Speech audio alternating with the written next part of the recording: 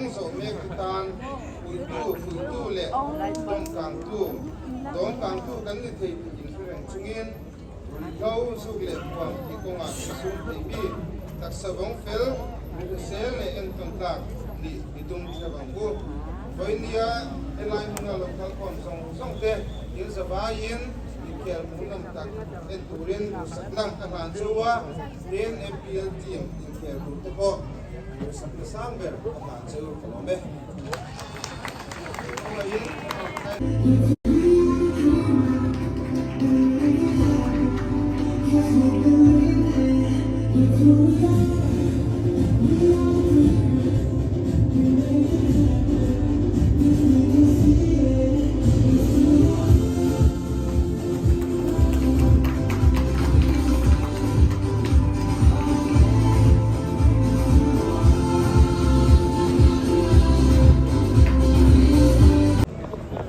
MPL Season 12 Round 10 ลงคลาย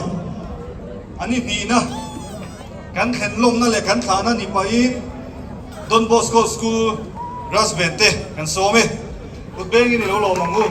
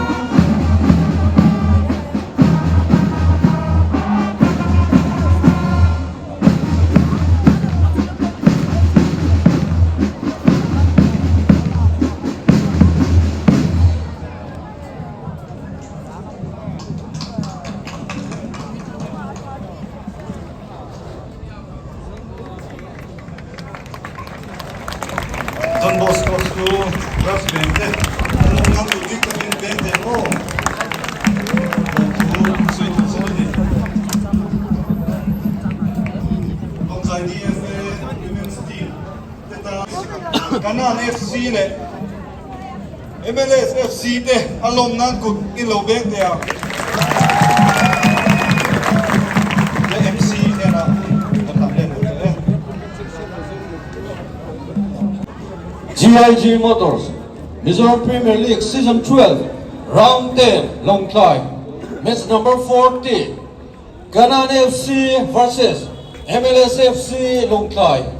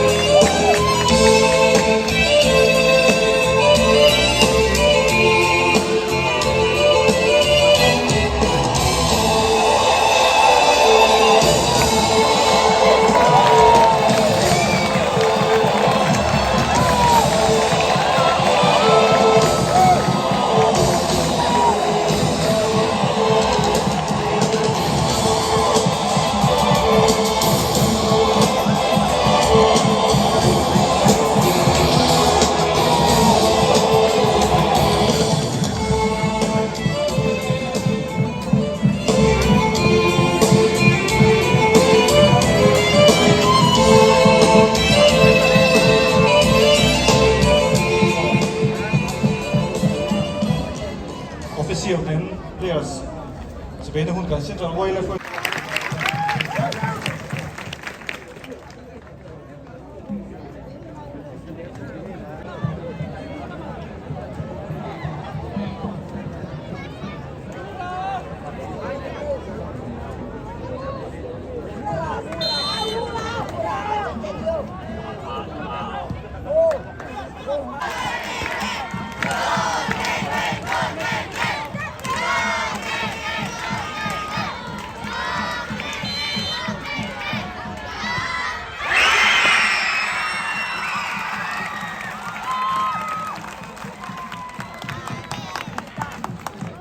MLS FC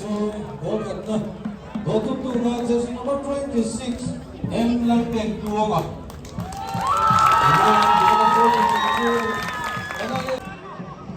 MLS FC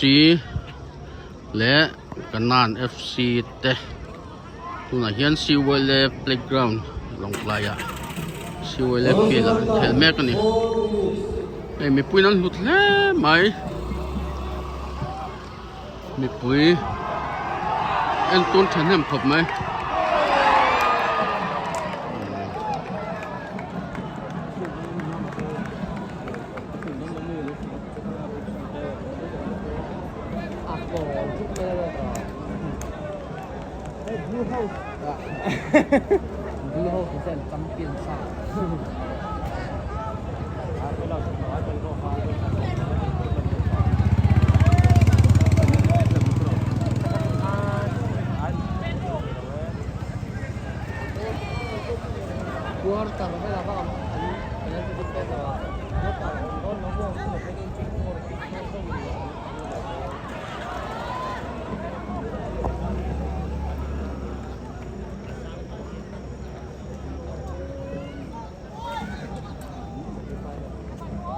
NPL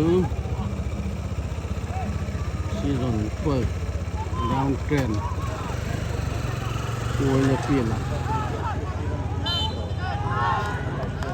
Yan kanan FC le MLS FC te Selmeka Zoto Ento po mi pui Sanem po mai